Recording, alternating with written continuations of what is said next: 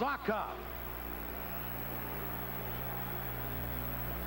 The forwards, number 14, Sergei Svetlov. Number 19, Vladimir Golikov. Number 22, Anatoly Stepanyshev. The coach of the Soviet selects Anatoly Bogdanov, the rest of the Soviet team.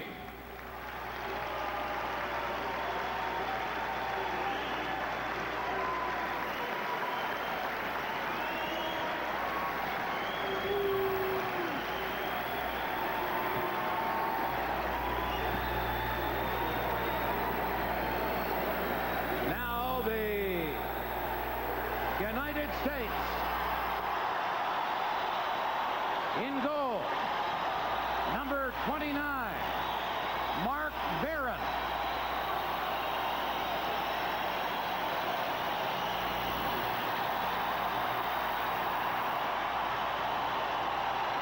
On defense, number 22, Tom Hurt. Number 21, Chris Chelios. The forward, number 7, David A. Jensen.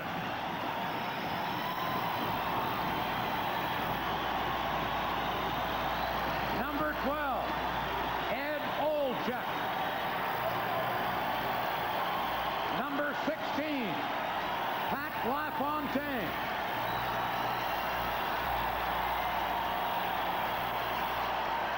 The head coach, Lou Vera. The rest of the coaching staff and Team USA.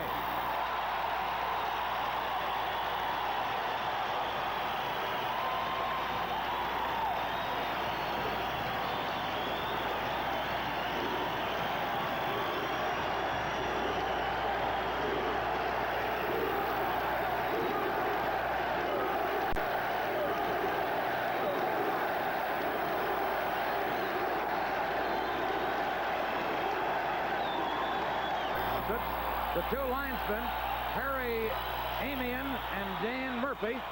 And here we go in Lake Placid with immediately the United States shooting it in. David A. Jensen shot it in. Soviets clear it out, and controlling it is Svetlov, number 14, checked from behind by Olczyk.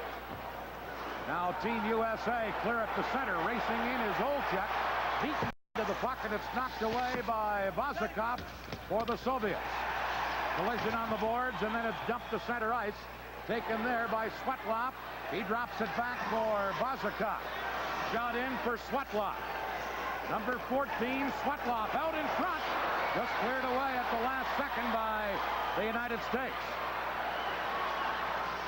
Dumped into the center ice area. LaFontaine, number 16. Can't get around Vazikov. And then it's shot down the ice, and going back is Bob Brook, number 13 for Team USA. Shot into the center ice area. Sampson got it into the Soviet zone, but then the play was called on an offside. Well, starting goaltenders you've already met. For the Soviets, Alexander Tiesnik, and for Team USA, Mark Barron. Mark, the nation's top college goaltender the past 2 years from Madison, Wisconsin. Played for the University of Wisconsin. Brook trying to shoot it in. It was blocked, and Brook gets it again. Over to his defense partner, Mark Fusco. Shot to center. Intercepting it is Erdia. Now cleared in by Corey Millen for the United States. Soviets lose it. Here's Sampson, centers to Millen, a shot. And Tiesnik the save. This is Mark Fusco, number 6 for the USA. Fusco clears it in for Bushin for the Soviets. Got it to center. And Kogan has it there. Passing it ahead to Erdia. Cleared away now by Verkota. Into the corner, it is Skurdiak for the Soviets. But breaking it up and coming back is Kim Thomas. Now Sampson dumps it in. Martinyanov was there to get it. Over to his defense partner, and then it's shot to center ice. Brolikop getting a pass ahead to Shipka. He was checked, and there is a shot that Barron hangs onto and makes the save. Well, one of the coach's concerns, Coach Lou Vero, tonight was how they would play the first 10 minutes. They had lost their previous 3 games, and he thought that the first 10 minutes would give them an indication whether they were ready or not, and especially the width of this ice being an extra 15 feet wider than the normal ice surface. And an extra 10 feet longer, so the big ice surface for the U.S. team as the Soviets. Now the play goes offside. Lou Nanne and I had an interesting visit with the Soviet coach, Anatoly Bogdanov, 36 years of age, and speaks pretty good English. He certainly does, and he's brought his team in Kiev up to 4th position, and that's why they're giving him this team to coach, to just see how he would do with the team representing the Soviets. That's the coach, Bogdanov. Now the United States on the attack as the other Pusko brothers, Scott, trying to center it. Broken up, and taking it is Minchenkov. Shot to center ice. Soviets in the center ice area, but breaking it up right there was David H. Jensen. 2 Jensens on this United States team. Now a chance for Mark Kumpel, number 25, and he was checked for the Soviets. Brolikop got it to the line, and this is first for the United States. Over to his defense partner, David H. Jensen, who dumped it in. Now back to Chelios at the point, a shot. That's blocked, and Kim Thomas to Chelios again, the shot. And Tiesnik made the save, and the Soviets clear at the center. Soviets on the attack now, a chance for Karin, and it is stopped by high sticking penalty on that last play, so the Soviets will have an early power play. No score in this game, and from the faceoff, Team USA trying to clear it. Held in by the Soviets. They work it over for Svetlov. He drops it back to number 22, Stepanashev. Now back to the point, the shot, Barron the save, rebound, and poking away at it was Svetlov, but Barron held onto it. Barron made a great play because that puck was deflected right in front by Svetlov, and that's something the Soviets like to do, get the shot from outside. They have someone in front screening the goaltender like Svetlov right there, but Barron stopped the deflection and gathered it up quickly before it was left alone for Svetlov to put in. Mark Barron out of the University of Wisconsin, the last couple of years the nation's top college goaltender. A minute 43 left in for penalty to Thomas of Team USA. And immediately the puck shot down the ice by Mark Pusko. This is Vazikov, number 4 for the Soviets. Leaving it there for Golikov, number 19. He maneuvers in, but Pusko is there to clear it away. Vazikov, number 4. Into the center ice area to Stepanashev. He drops it back again to Vazikov. The shot blocked in front. Rebound handled by Golikov. Unable to center it. And Team USA clear it away. Well, the Soviets still attempting to get the shot from outside, and they don't pass that puck in deep like they used to. They want a long shot and a deflection attempt. Here's Gimayev. Lets the shot go wide of the short side. Over on the other wing, Svetlov. Got it in, but Team USA cleared away. And the Soviets have to retreat. That was Mark Kumpel who shot it down the ice. Soviets. Martinyanov got it to center. Now back over for Coben. Drop pass, and the shot by Skurdiak was wide. Team USA clear it down the ice. 13 seconds left in the penalty. Pass into the center ice area. Coben is checked. And here is Pat LaFontaine breaking away. Tried to get it in front of the net to David A. Jensen, but it was broken up. Back comes Skurdiak. Penalty is up to Thomas. Team USA has killed it off. Chelios taking the Soviet player out of the play in the corner. And now Thomas just out of the penalty box. The number 7, David A. Jensen. Now a penalty coming up against the Soviets. Vladimir Kovin will go to the penalty box. Another attempt with a man advantage to see if they could score, but the U.S. team did a fine job on that last penalty. And they shoot it down the ice once more. Going back is Popikin, number 28. Headmanning it on the left wing side to Sergei Karin. Now to number 12, Odinsov. He's checked. Circling in the center ice area is Ziba.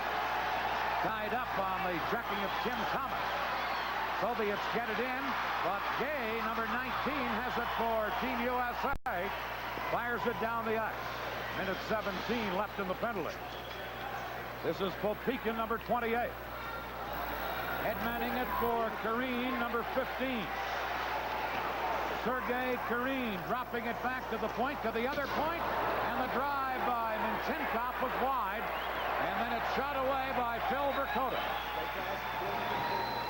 Minchenkov for the Soviets.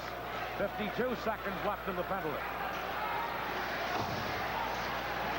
Minchenkov working it over to his partner, who was checked in the play, and Verkota, number 8, has it for USA, shoots, and he put it high off the glass. Controlling is Gary Sampson, number 27, and he shot it down the ice. Ilya Biakin over onto the other wing, now into the center ice area to Brayakin, and the play is called back on an offside.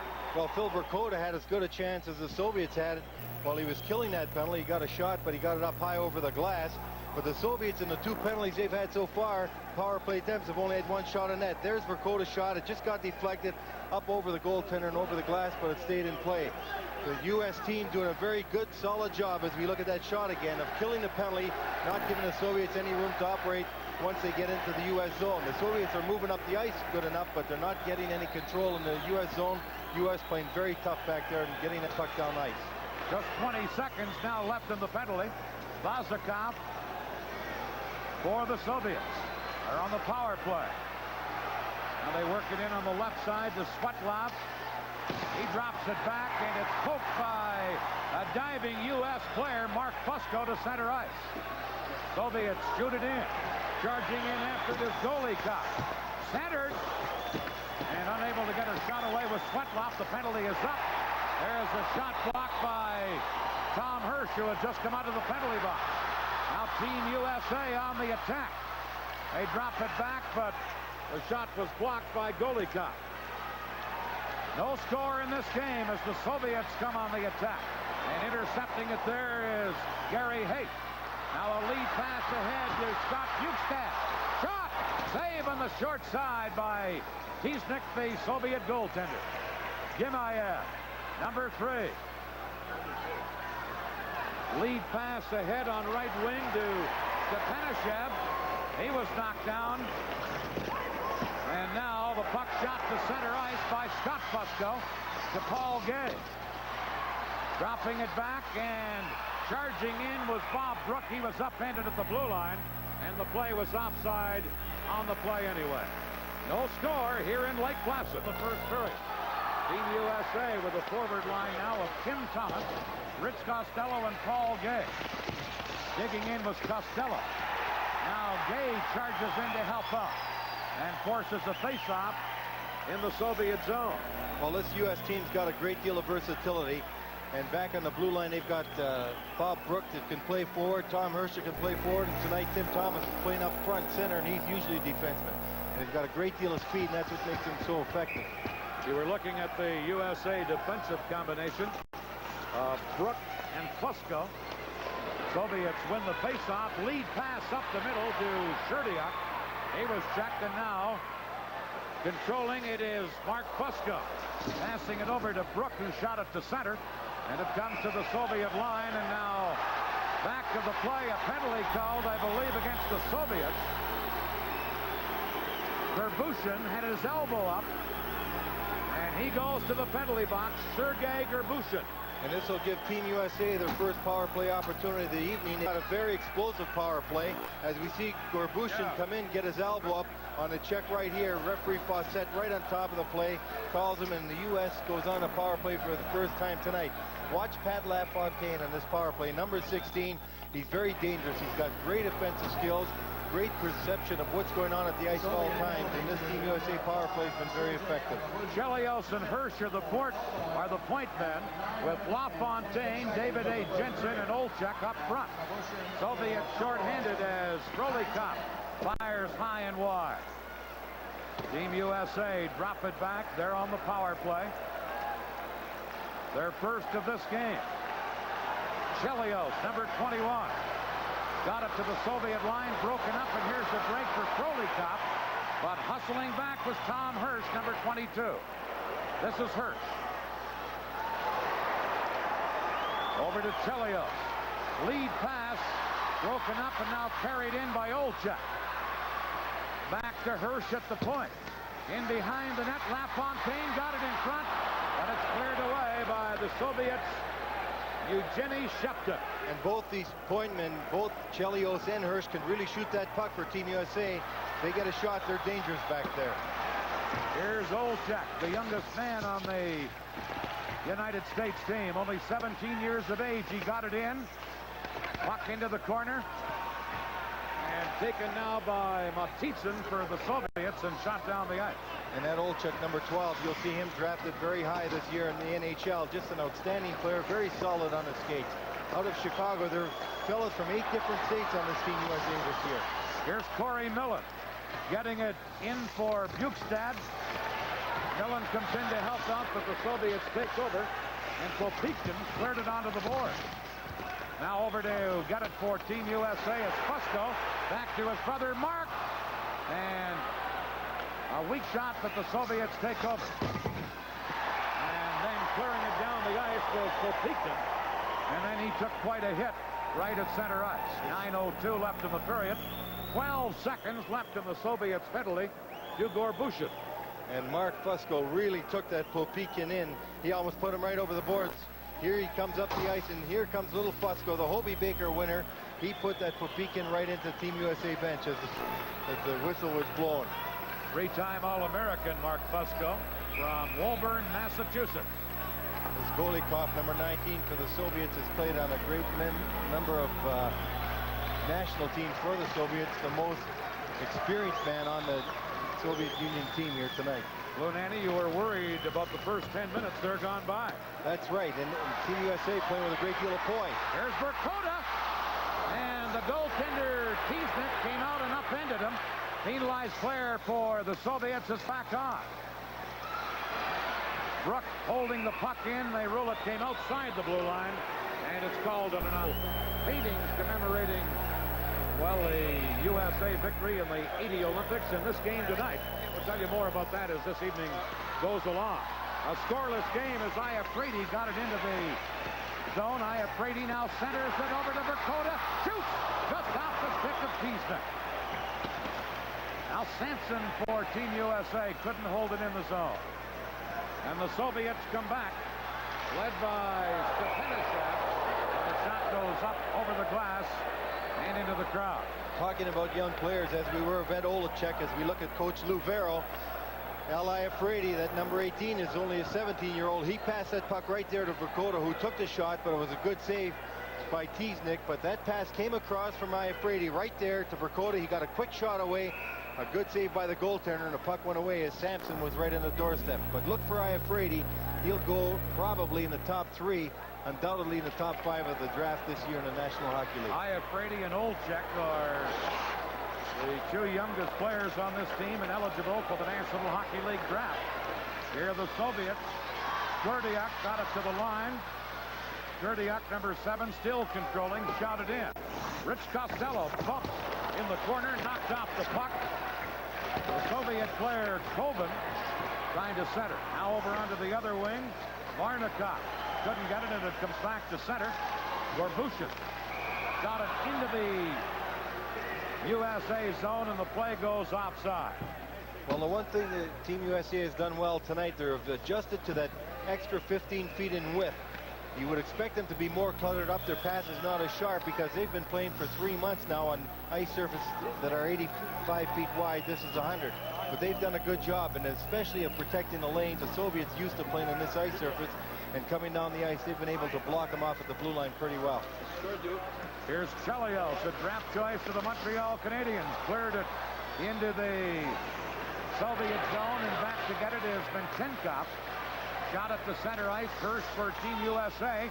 Cleared it in, LaFontaine to Jensen, but intercepting was Biakin, who clears to center ice. Here's Team USA, and that's called back on an offside. And a face-off coming up inside the USA blue line. Well, the rich get richer. Your friend Bill Torrey and the Islanders will grab Pat LaFontaine sometime after the Olympics. They certainly will, and this youngster got 99 goals in junior hockey last year. A great idea of what to do when he gets that puck. Ever dangerous, and the outstanding goal scorer in this hockey club so far this year. 34 goals and 35 assists for LaFontaine this year. The top production on Team USA. Now it is first for the United States, holding it in. Soviets now clear it into the center ice zone. And there you see, kicking it ahead, Biakin. Now it is Vinchenkov. Centers one. Barron got a piece of it as it came by his crease. Trying to hold it in was Biakin. And now Team USA work it to Jensen. Ahead to LaFontaine. And he was checked by the only man back. LaFontaine unable to get it again. LaFontaine still after it. Gets it to David A. Jensen. Now the Soviets come back. Biakin shoots right on. Barron makes the save and held onto it. This telecast is protected by copyright and is intended solely for the non-commercial entertainment of our viewing audience. Any use, reproduction, or distribution in whole or in part of the pictures or descriptions herein contained without the express written consent of SNI Sports Network and the Petrie Television Sports Department is strictly prohibited. And a concerned Bogdanov, looking at his team, probably expected to be ahead at this time, not knowing what the U.S. had and knowing they were a young team. I'm sure very surprised at the capability of this USA hockey team. Corey Millen, the smallest player on Team USA, ready to take the face-off. He's listed at 5'7", and 155. Millen battling Odintsov. The Soviets get it. They score! Marine, the 20-year-old winger, gets the puck and popped it home, and the Soviets take the lead.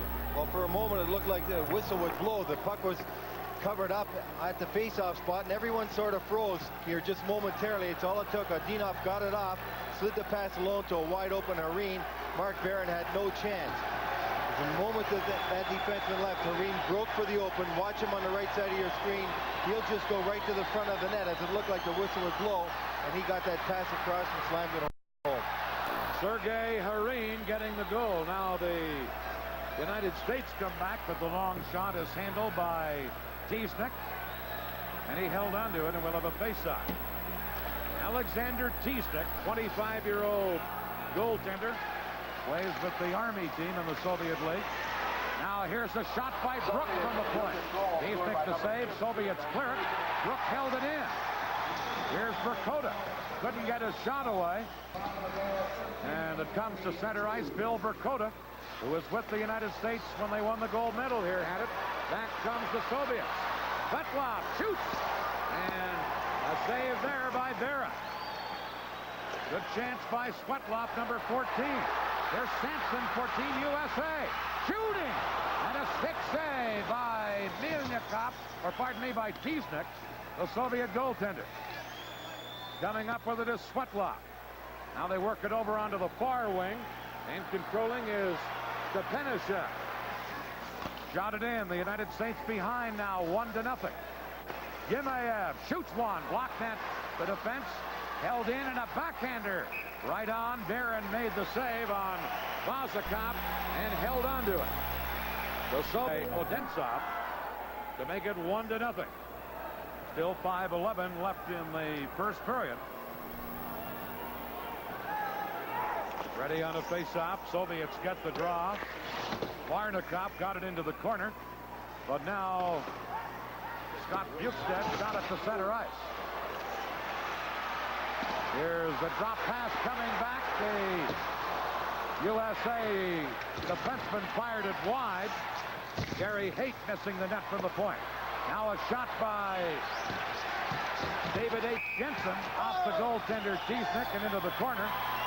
And a jam up there and a stoppage in play. Well, Scott Bukestad took this fella Koiven in the boards and got the whistle. Koiven probably next in seniority to Golikov on his hockey club. He's a veteran of the Canada Cup Championships, the World Championships, and he's one of the finer players in the Soviet Union. When they made some changes today, Dan, he was one of the fellows they added. We had a lineup change of 10 different players, and Koiven was one of the fellows they wanted to bring over. Because I've had 3 different lineups in the short time I've been here. Well, that's his line mate, Varnikov, that plays with him, and the only fellow that's not here today is Schwarzkopf. Here's Chelios from the point with a shot that goes wide of the net. Now Costello for Team USA.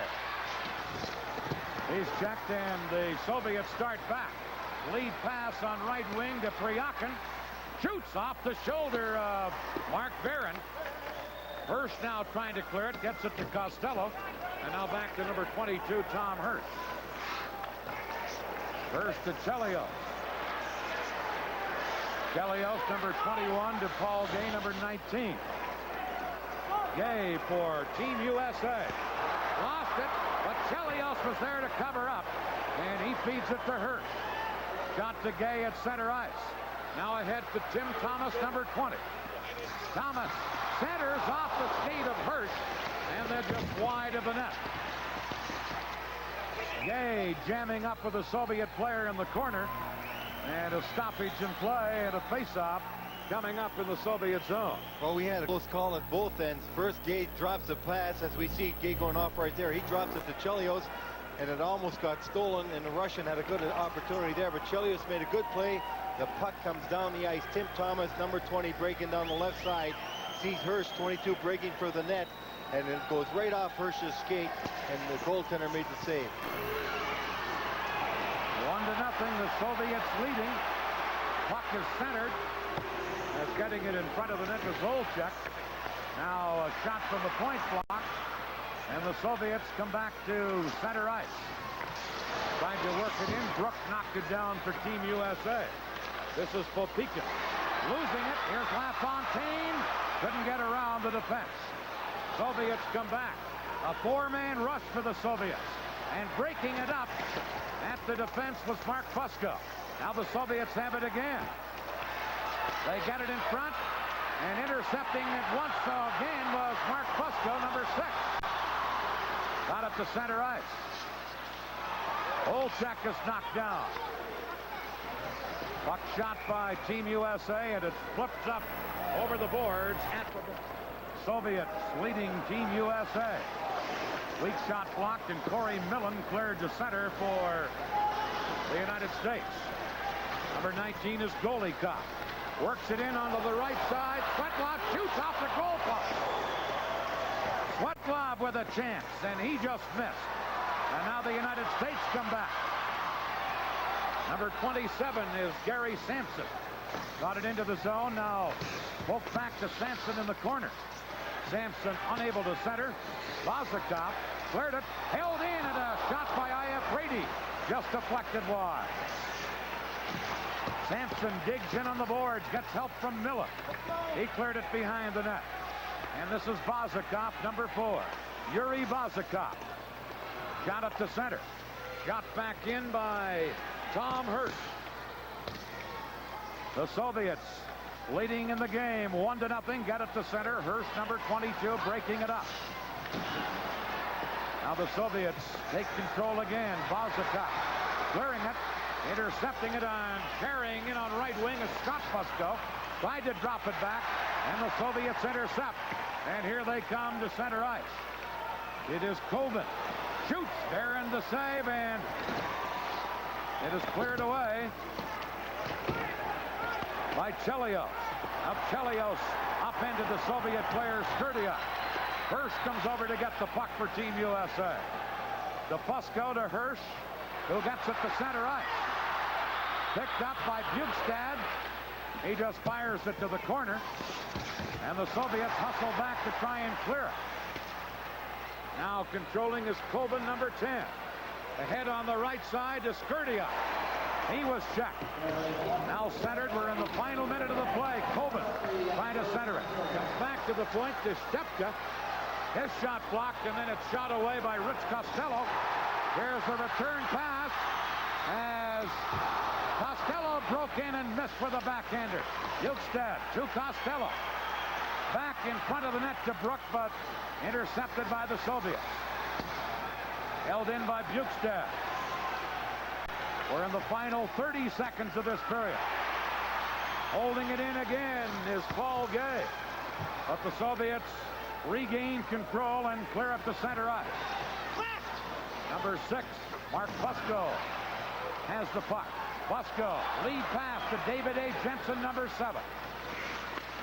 David A. Jensen dropping it now to the side of the net. Here's a chance, and the pass just out of the reach of Tim Thomas. Penalty coming up to the Soviets. Delayed penalty coming up. And now as they get control, the penalty is called and the period comes to an end with the United States mounting a pretty good attack in the final second. They certainly did, and Paul Gay had the puck beside the net, tried to feed it to Tim Thomas in front. The Russian hooked him. The Russian will get a penalty, so the U.S. will start the second period on the power play, trailing by 1. Coming up Early, and then about midway through the final period, the puck comes out to Mike Eruzione. He scores the winner. The U.S. goes ahead for good 4-3 and set. But it's taken a long time to get there. Since the turn of the century, hockey in the United States has known steady growth and increased popularity. By the 1920s, the USA was fully involved with NHL teams in Boston, New York, Detroit, and Chicago. As early as the 30s, American players were collecting the coveted NHL awards. In the 1935-36 season, the Calder Trophy for Rookie of the Year went to Blackhawk Mike Kourakis, and his teammate, Doc Romness, who was later traded to the Toronto Maple Leafs, won the Lady Byng. Known as the original Mr. Zero, Frank Grimsek captured the Calder and Vezina trophies in 1939, recording 6 shutouts in his first 8 games as a rookie with the Boston Bruins. A National Hockey League record, which still stands today, was set in 1941 when Sam Lopresti stopped 80 shots while in net for Chicago. John Mariucci, a former Chicago Blackhawks player, college and Olympic coach, is known as a builder of hockey in the United States. It was done more or less through localities. I think here in the state of Minnesota, we had quite an extensive hockey program, especially up on the Iron Range in the town of Eveleth, where I came from. We had one of my teammates, Frank Brimsick, who was with the Boston Bruins and the Hall of Famer, just a great guy. But hockey wasn't that popular at that particular time. Of course, at that time, too, we also had Mike Kourakis in the Major League, Sam Lopresti. In fact, we had 3 goaltenders out of Eveleth when there were only 6 goaltenders in the entire National League. As early as 1933, when the U.S. won the World Championships in Prague, Czechoslovakia, success in international competition has been a catalyst for the development of American hockey. Twice, in 1960 and in 1980, Olympic gold has given hockey national exposure and an emotional push in the United States. At the time, it really didn't, when it happened, it didn't mean so much. I guess we just won a gold medal, but it really, the gold medal started to mean more as the years went on, and the International Hockey League with the National Hockey League, and people started to recognize that the Europeans could play hockey, and a gold medal was really something. Well, I think at that particular time it was very much thought of. I mean, a lot of popularity, but I think the 1980s certainly put a much further thrust to our hockey program. I had the team back in 56. I hate to bring that one up. We had the silver medal, but that doesn't seem to be very important today. But we think they all helped, all the Olympic teams. But I think the 60 team helped an awful lot. But I think the 80 team has really given us the push we needed. We owe a lot to the 1980 Olympic team winning the gold medal, and some of the players stepping in right into the NHL, and also Bobby Carpenter. They opened a lot of doors for the Americans, and if it wasn't for them, maybe some of the players right now wouldn't be here. The roots of American hockey development have always been in the schools and colleges of the eastern and upper Midwestern states. Certainly like the junior hockey in Canada, but I also like our American program. Mostly it's considered a school program hockey-wise. We like to see the kid go to high school, and then upon his graduating from high school, go off to a college and then play his hockey in college. And if hockey becomes the thing the kid wants to do, and he's proficient and good enough to play professionally, that's all fine and good. But Vladimir Golikov, who clears it down the ice, and back goes the United States to control the puck. Chelios, number 21. Now over to Hirsch, number 22. Back to Chelios. At center ice. Pass intended for LaFontaine, but intercepting it is Gimayev. Shot in, and again it is Hirsch to Chelios, number 21. Chris Chelios gets it across the line. A shot, and it's fired wide and high, and then bounces all the way down the ice. Good chance for the United States, but Ed Olczyk was off the target. That's right, and Chelios had made the play. He was on the left side, and that puck came all around the board to where Chelios' position was. A good shot by Olczyk, but just a little too high and too far to the left. Here's Scott Bukestad. Dropping it back to Chelios. Shoots. Oh, and firing it wide of the open side was Corey Millen. Millen had an open net to shoot at, and he fired wide, and Team USA missed a golden chance there. Oh, and Corey Millen's going to see that one over in his sleep. He had a wide open net as the puck was deflected. You'll see the shot from Chelios come right there and deflect left, and there's Corey Millen with a wide open net because Tijnik had moved out to make the save, and he just put it wide of the net. A good try by Millen, but wide and high. And the score remains Soviet Union 1, USA nothing, as the USA is still in the power play. Now it is Scott Fusco centering a line, but he's tossed out of the faceoff, and Scott Bukestad will take the draw. It is Fusco, Bukestad, and Mark Kumpel up front. Bukestad got it in front. Now it is taken by Brook, number 13. Over to the other Fusco, who is Mark at the point. Gets it in on the boards to Bukestad. He's checked. Now Mark Fusco couldn't hold it in. Coben got it to center ice. Team USA on the power play. Corey Millen in behind his own goal. Now over onto this side for Mark Fusco. Lead pass ahead to Millen. Millen, number 26, digs into the corner. Gets help from Bukestad on the play. Now back to Fusco at the point. That shot blocked. And the Soviets shoot it to center. Skurdia in across the line. The penalized player is back on. So the Soviets have killed it off. Soviets hold it in. Now controlling is Bob Brook. Lead pass to Bukestad. Shooting. And a skate save there by Tijnik. And the Soviets control in their own zone. They lead this game 1-0. Lead pass at center for Coben. Coben, number 10, couldn't get it in front. Now Coben without a stick back of the net trying to hold it there. He's bumped on the play by Gary Sampson. Puck comes over, and Sampson cleared it, but not out. Soviets, Coben trying to hold it in. He's decked with a solid check. And back comes Team USA. Gary Sampson, number 27, centered it. They score! Bill Verkota there to tip it in and tie this game up. Well, a good play by Gary Sampson going to the outside of the Soviet defenseman. As he drew the man over, he slides that puck in front of Verkota, breaking for the net. There's Sampson going wide. He'll slide that puck to Verkota, breaking to the net. Verkota just deflects it real quickly. He doesn't even try and shoot it because he's being protected there. He just deflects that puck right by goaltender Tijnik. A good play by Verkota because he sees Martinov right on him, and he deflects it, changes the direction of the puck, and ties this game at 1.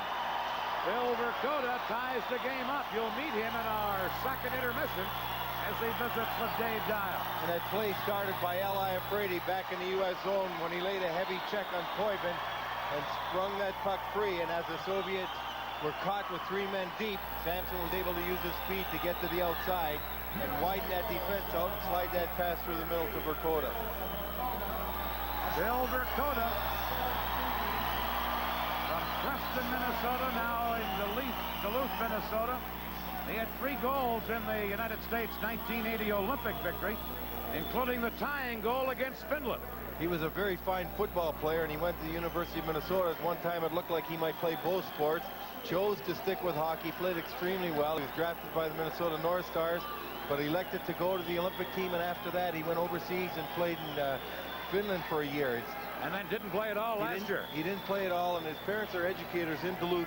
Very intelligent young man, and he's really improved his skating. He's become a very fine hockey player. Bill Vercoda has just tied it up for Team USA. Now a loose puck in the center ice area, and the Soviets dump it in.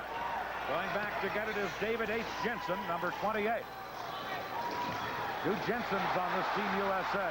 Pass at center ice to Tim Thomas. He couldn't get it, and now the play is whistled down as Costello controlled it, and we get, for a price of $10 or $17.50, we get either 1 print or 2 prints of Peter Max. One is the USA victory here in 1980. Another is the game tonight with all the proceeds to help the U.S. Olympic team. A 1-1 game here in Lake Placid, New York. This is Matitsin, number 29, back to get it. Clearing it. Iafredi at the line, tried to hold it in, couldn't. And the Soviets on the attack. Broken up at the defense. The Soviets, however, hold it in. Dinsov gets it to the corner. Iafredi, number 18, trying to clear it. Now back to the goal. Jensen couldn't get it out of there, but coming up with it for the United States is Rich Costello to Al Iafredi. Iafredi to Thomas. The Soviets intercept, and Popeykin, I should say, cleared it.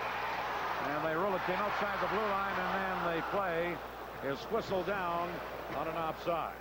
Well, that puck just came outside the zone, but the USA team was changing on the fly anyway. It was probably a good thing, because had the Soviets intercepted that shot, they'd have been able to catch the USA with 2 men short, because the fellas hadn't got back on the ice. USA coming out a lot smoother with their passing this period, putting on more pressure and getting a few more shots than they got early in that first period. They seem to be much more comfortable than they were in that first period. That scoring play at 3:06 here of the second period was Vercoda from Bukestad and Sampson. Now a centering pass right through the Soviets' goal crease. And the Soviets start back.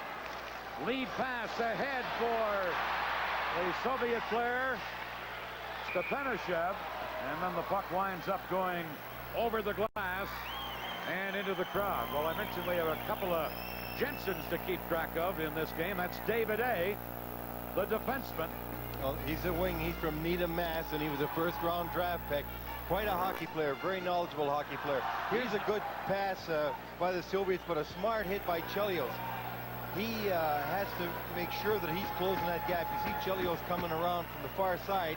With a wide ice surface, the defensemen are getting caught a little too far apart, and the Soviets are trying to break a man up the middle. Chelios reacting very well there. So David A., the man we just looked at, David A. Jensen, is the forward. David H. Jensen is the defenseman. 2 Jensens, and they're both named David, no relation, of course. Here are the Soviets on the attack. Drop pass back. A shot. Oh, they score! On the second rebound, they were able to poke it in. Well, the Soviets had a 3-on-2 break, and Svetlov, their top line right there, came in, had an opportunity, and as Barron was down and the save was initially made, you'll see the shot from the left side right there. The save is made, but the puck was loose right in front. I think it was Colvin that put it in. Right, Svetlov coming across the far side, taking a shot right here. And as the puck bounces free, Colvin's right on the doorstep to get that free puck and put it by Barron. So the Soviets take the lead again at 2-1. Puck loose in the center ice area. Bob Brook for the United States. Couldn't clear it. Now hustling back is Mark Pusko. Mark Pusko, number 6. At center ice to Gary Sampson. His bouncer. Rebound to Vercoda, and he put it up high. Here's Vercoda again. Now they center one. Sampson behind the net.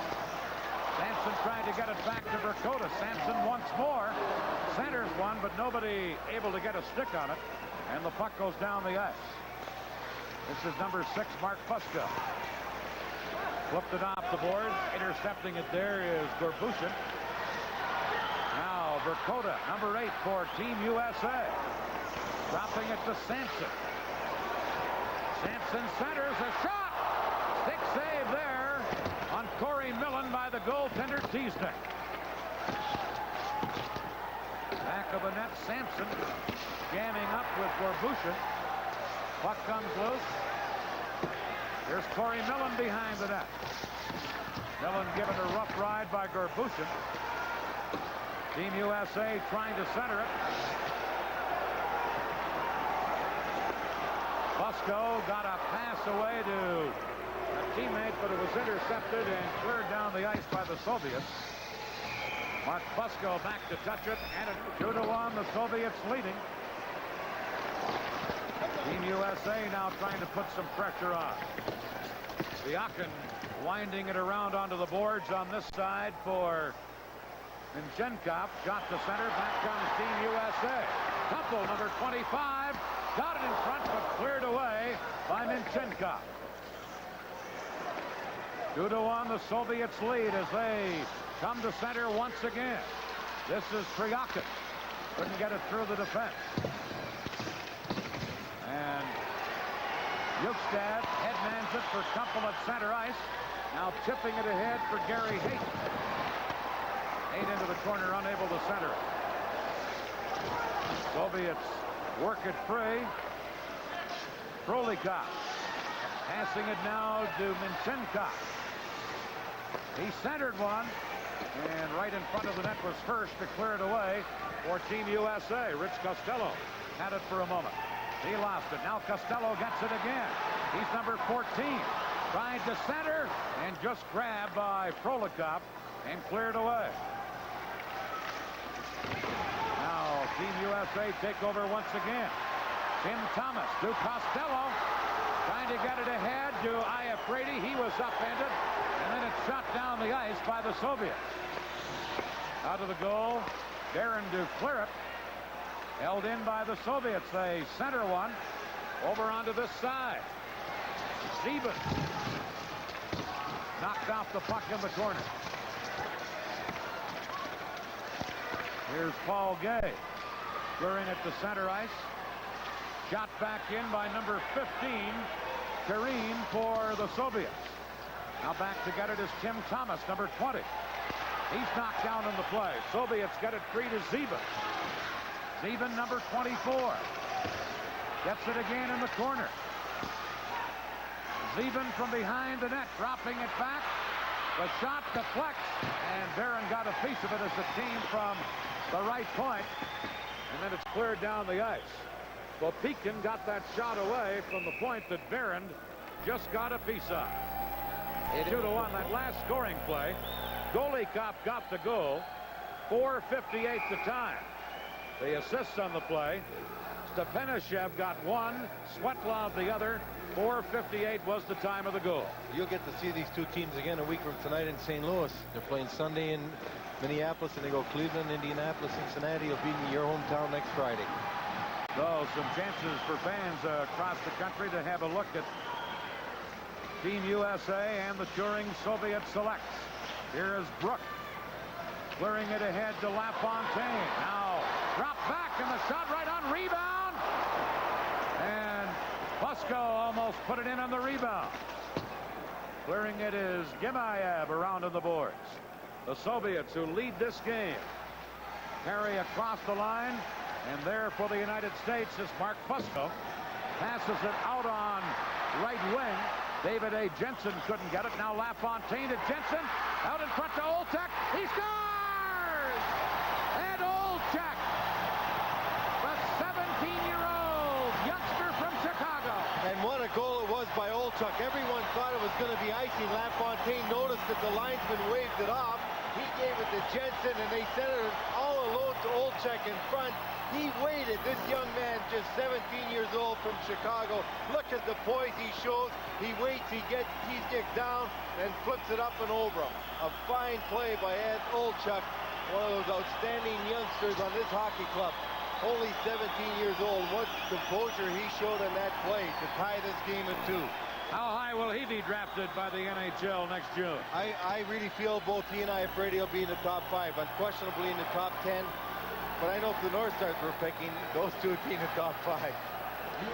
Giving away some scouting secrets is Lou Nanne tonight. I don't think that's too much given away. People have seen these kids play a lot. A 2-2 game here before a standing room only crowd in Lake Placid. The Soviets clear one to center ice. Gerbushin gets it in across the line. And the United States back to get it. This is Sampson. Lead pass into the Soviet zone. Varnikov now dropping it back, and now they clear it ahead to Skurdia. He's number 7. Check from behind. Team USA comes back. Millen, number 26, puts it in. Going back to get it, Artemionov. Long pass on right wing to Koven. Koven, number 10. Can't get around. First, the defenseman. And now the United States under pressure, clear it to center ice. Minchenkov is back to get it. Number 2, Alexander Minchenkov got it to center. First knocked it down, and here comes Team USA. Into the corner is Mark Kumpel. Kumpel centered it. Soviets break it up, and back they come. A 2-2 game now as Ryakin works it over on left wing. Schefter was checked, and here's a break for Team USA. Got Fusco into the corner. He's checked. Now Bukestad behind the net. Fusco trying to get it in front, but Minchenkov was there to clear it. Held in by Rich Costello. He gets help on the boards from David H. Jensen. And now the puck comes back to center ice to Chris Chelios. Long shot wide of the goal. Costello into the corner. He's checked, and Prolikov cleared it, and the Soviets get it out to center ice. Going to be a penalty on the play. And I think Keens and Haight are both in there. That's right. Haight took an elbow first, and then he comes back at to get the puck, and the referee called them both for a penalty. Now, I don't know why Haight got a penalty there. It looked to me like he was the only fellow that received anything. Gary Haight, by the way, from Washington, talking about having players from all over. Washington, the state of Washington, putting a player on this Olympic team is really something. Steffa got his for elbowing. Gary Haight gets his for roughing. I should have given it to him for receiving. I didn't see him do anything back then. Here's a lead pass for the Soviet player, Zeben. And coming back quickly to break it up was Bob Brook. Brook over to Mark Fusco. Lead pass goes into the Soviet zone. And the Soviet player, Bopikin, comes right back. Pass to Zeben. Zeben couldn't get around the defense, and it's shot away by David A. Jensen. LaFontaine, number 16, in to get it for the United States. Back to Brook, a drive, and a stick save by Tiesnik. And the Soviets shoot it away. Well, you can tell the Soviets are having pressure put on them because you don't see them icing the puck too often, and that's exactly what they had to do there as LaFontaine and Brook worked the play where Brook was able to get a good shot on net. Both teams, however, using the body very effectively. We've seen a lot more heavy body checking this period than we had the first, and right now, a great pace to this hockey game and a great deal of enthusiasm showed by both squads.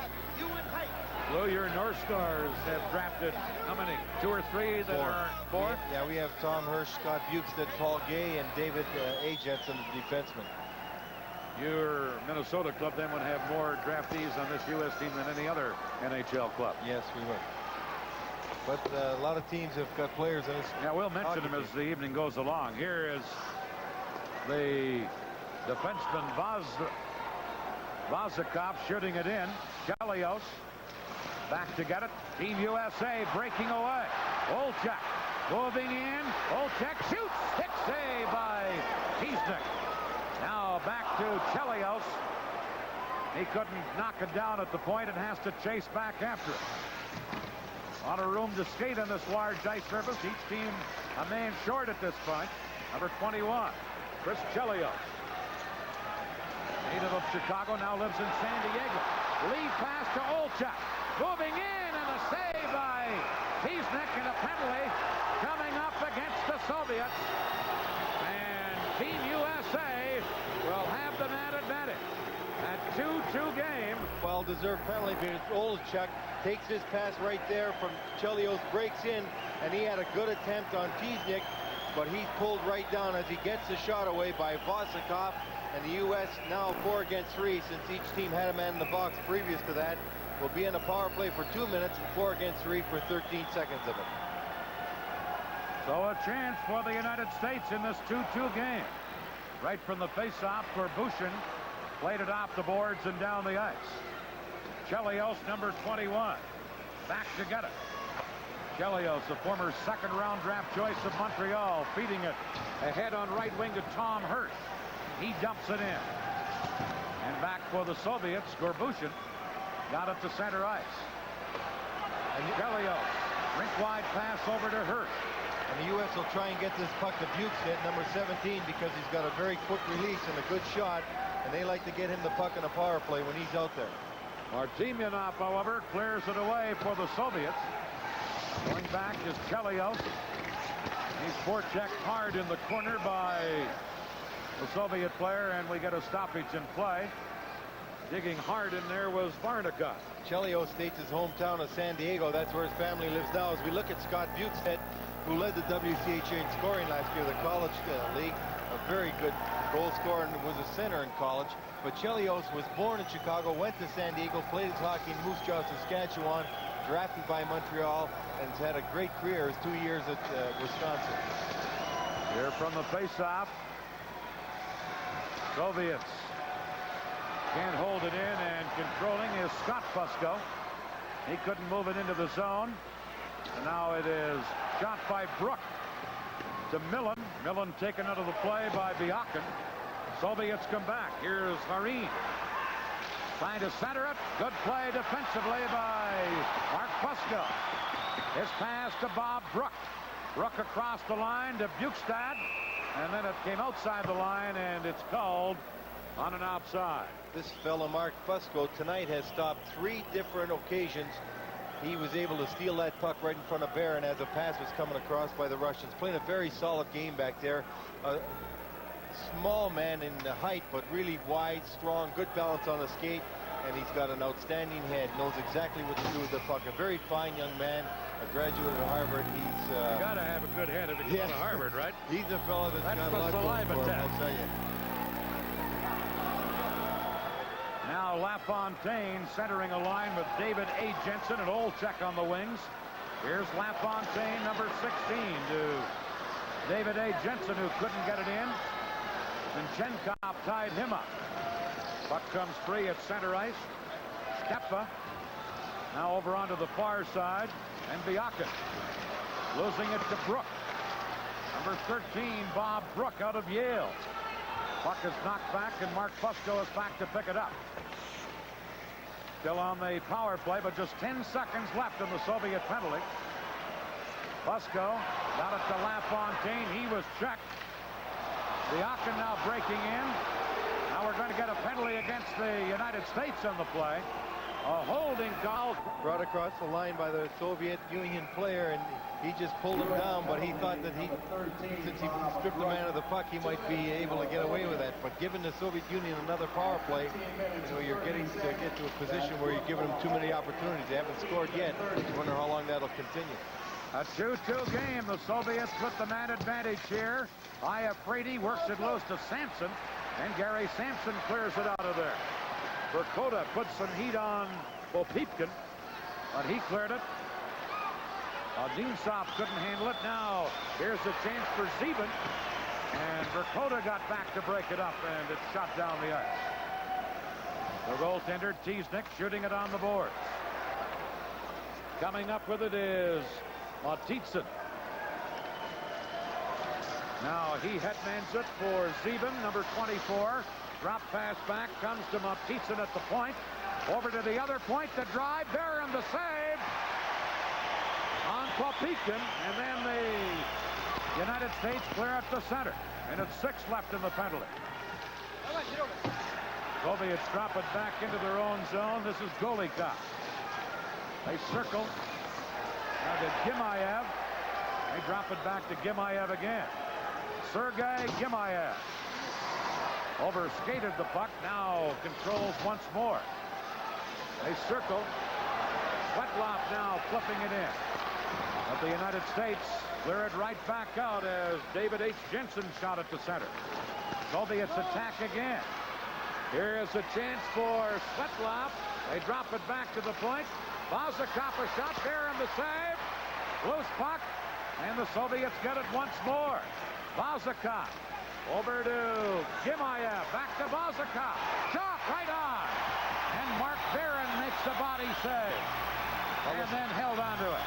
The Soviets attempting that play again, getting the puck back to the blue line and putting 2 men in front to screen. But Barron was able to make the save and not give a rebound. He knew at that moment that he had 2 Soviet players, Svetlov and Golikov, right in the doorstep. You see Hirsch taking one out. Here's a shot from the blue line. And as he makes the save, both Svetlov and Golikov coming to the net, but Hirsch taking one away and Barron making the save and holding the puck. Barron, the number 5 draft choice of the Winnipeg Jets in 1981, so he's another of the Team USA players drafted by National Hockey League clubs. And he's won 2 national championships for Wisconsin. He's got a reputation of coming up with a big game when you need it. He's a great pressure player, had an outstanding career, and he's from Madison, Wisconsin, which is unusual. I think he's one of the first ones to achieve All-American recognition from Madison. Puck is shot in. Now the penalized player, Brook, is back on. Puck shot around on the boards. Held in by Vazakov. Soviets couldn't hold it in, and it shot to center ice. The Soviets have it again. Soviets on the attack, trying to center it. They could not. Now it's dropped back to the point to Gimayev. He's checked, and here's Mark Fusco. Ahead to Rich Costello, number 14. Costello trying to go wide. Trying to center it. Paul Gay now in the corner. Gay to Costello, back to Gay. Centering pass to Iafrate, a drive. Wide by about 3 feet. Team USA in this 2-2 game work it to Paul Gay. He was knocked down. And spinning and circling is Golikov. Here's Golikov, number 19, to Vazakov. Now they center to Golikov. A chance there, and the save on a close-in try. Back to the point. The shot is blocked by Rich Costello, who came diving out. And hustling back is Martimianov. Soviets working on right wing to Skurdia. He's number 7, Viktor Skurdia. Through the defense. Shoots. Barron the save on that. And then it's cleared by Iafrate. We're in the final minute of the second period. A 2-2 game in Lake Placid, New York. Soviets with pressure on. They center one, but stationed perfectly was Kumpel to break it up. Mark Kumpel over onto left wing to Scott Fusco. Ridden out of the play by Garbushin. And then the puck goes over the glass into the crowd, and we're down to 37 seconds left in the second period. And the puck went off that fellow Scott Bukestad's foot, and that's why the faceoff will come outside the zone. As Coach Lou Barrow looks at his team and's got to be very pleased with the kind of effort that his team's putting out tonight. Barron making a sensational save on this play right here because he was all alone, had to make the save, and the rebound cleared behind the net. Team USA doing an outstanding job of helping one another out and blocking people out. You see another great skate save right there by Barron. That was 2 fine saves that he had to make, both time on Skurdia, Duke, number 7, who had outstanding chances. But Barron again proving why he's such a great pressure goaltender. Skurdiak was the man who had the great chance that we just showed you. Puck loose at center ice. LaFontaine couldn't get anywhere, and Ryakin had it for the Soviets. Now, Soviets on the attack again. A drop pass back centered and cleared away by Olchek. Olchek then takes the Soviet player into the boards, and With 11 seconds left, we get a stoppage in play. And what a game Olczyk's playing. As we look at Shepta, he's one of the fine forwards that this Soviet club has brought over, and he's had a couple of good outstanding chances tonight. Just a youngster, but who's younger than Olczyk out there? And boy, what a game he's played tonight. He's as fine a young player tonight as you're going to see. He's had some great chances. He's working very well defensively also. Coming up on our intermission, you'll meet Bill Verkota, who has scored one of the United States goals, and a special feature on Pat LaFontaine, a high draft choice of the New York Islanders. We're in the final seconds here of the period, and Chelios just held the puck against the boards, and another face-off coming up to the right of Mark Barron, the Team USA goaltender. Well, there's only 4 seconds left in the period, and one thing LaFontaine wants to do is bring that puck back, make sure the Soviets don't get a chance off this face-off, because they've got plenty of time to score should they win it. Golikov against LaFontaine, a false start, and they'll try it again. Fortunately, Golikov got thrown out, and he's one of the better center icemen that they have. Yimaev steps up to take the face-off. Golikov's complaining. Golikov saying, how come me and not LaFontaine? That's exactly right. Referee says, you just get back there and play your position, because the Soviets, being the visitors, have to get their stick down first on the face-off. Yimaev against LaFontaine. His coaching career began at the University of Minnesota, where his teams won 3 NCAA championships, paving the way for his Olympic gold in 1980. 80 team, you played on the 84 team now. The difference between the two teams? I don't really know if there's much difference, really, outside of just individual personalities. We put together a schedule of games that is quite similar to the 1979-80 team. Professional teams, college teams, minor league teams, and now you see us playing some international games, which we've got in there. So, you know, we've got a similar sort of schedule, and like I said, the only difference really are the definite personalities. All right, the personalities of the two coaches, Brooks and Vera. Well, you know, Herb was lot's been written about the 1980 team and about Herb, and he was, you know, very withdrawn from his team, aloof, you might have it. The players more or less went through the assistant coach, Craig Patrick, at the time, to talk to Herb. He did it for his personal reasons, coaching style of his. Lou Vera, on the other hand, is very easy to get close to talk to, very much available to the players to see how they stand as far as... Doesn't matter to you guys as long as it works, right? That's right. I was going to get to the... both coaching styles can be successful, and we're doing a pretty good job tonight. You've been successful tonight. I want you to look at the monitor right here, and you tell us what happened as you scored the goal. Well, Gary Sampson made a good play around their defenseman there, and I was yelling, just saw it in the slot there, and was lucky enough to get my stick on it and went in the 5-hole in between his legs there. So, pretty lucky goal, really. All right. You did not choose to play professional hockey. You're drafted by the North Stars. Why? I guess it's just kind of personal reasons, Dave. I just felt my own makeup, mental makeup was such that it's a long season in the pros, and I just didn't feel that game in and game out I could really do that sort of thing. I've enjoyed international competition. I played over in Finland for a year. I've really enjoyed what I've done and have no regrets about it at all. Well, you know, the nice thing in looking over your biographical sketch, the thing that just jumped out at me, you were a student athlete, the outstanding student athlete at Minnesota, and I congratulate you for that. Well, final question now. Tell me about Pat LaFontaine. How good is he? Well, Pat's one of those guys, you know, that is just naturally gifted scorer. He's one of the very few that that puck just seems to have eyes for him, and it goes into the net wherever he's from. And we're certainly happy to have him on our team. He's a really nice kid.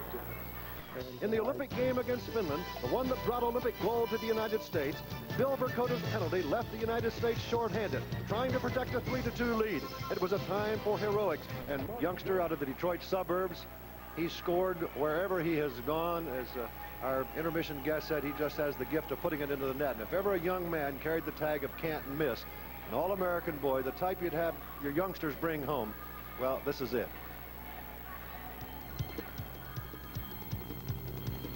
Pat LaFontaine was but 4 years old when he first timidly skated on the frozen ponds around St. Louis, Missouri.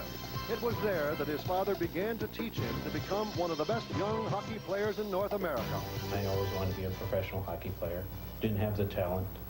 So like so many dads, once the kids are born, you begin to put your dreams in their hands. You kind of nourish them and you encourage them, but it's been their own ambition too. Mm-hmm. You basically started and they began to enjoy the sport. We always tell the example that when we first put Pat on skates, he watched the other fellow skate and looked so easy, and he went out there and fell a few times.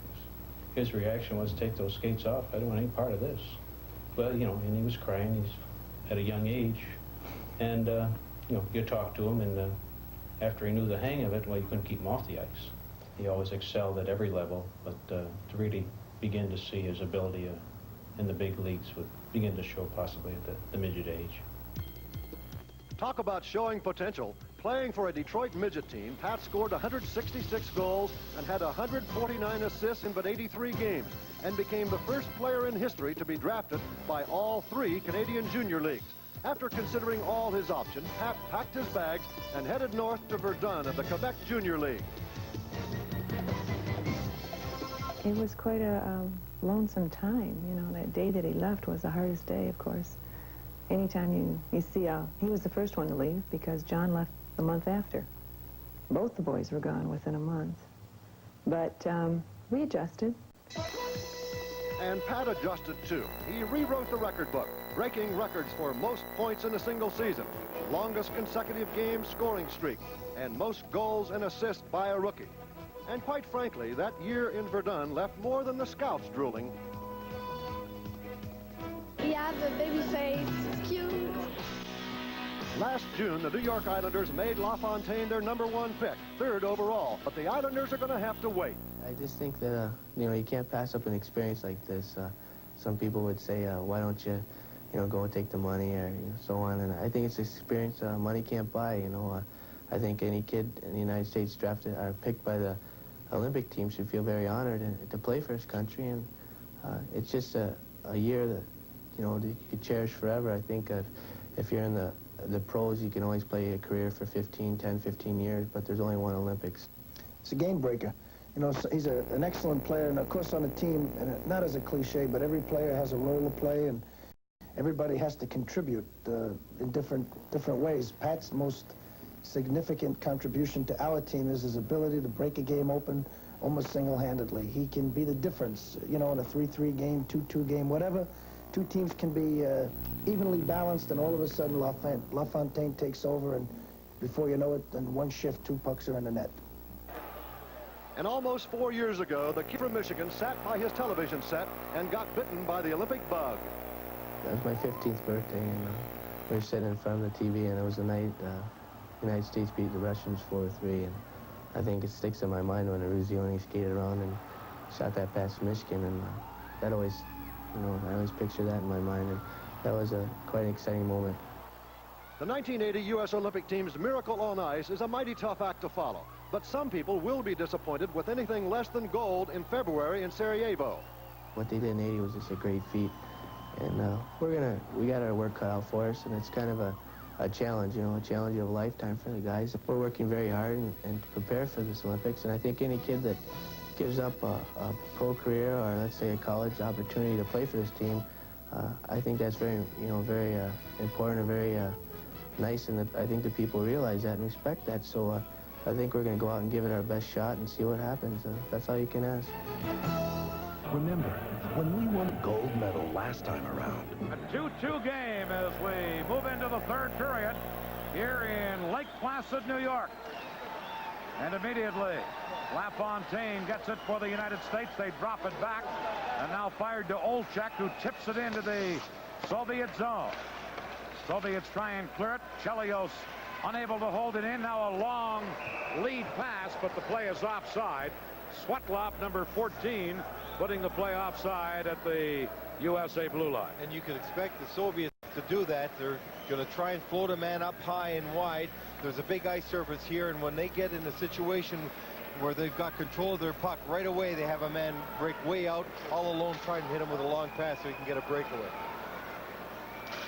From the face-off, number 22, Hirsch for the United States fires it in.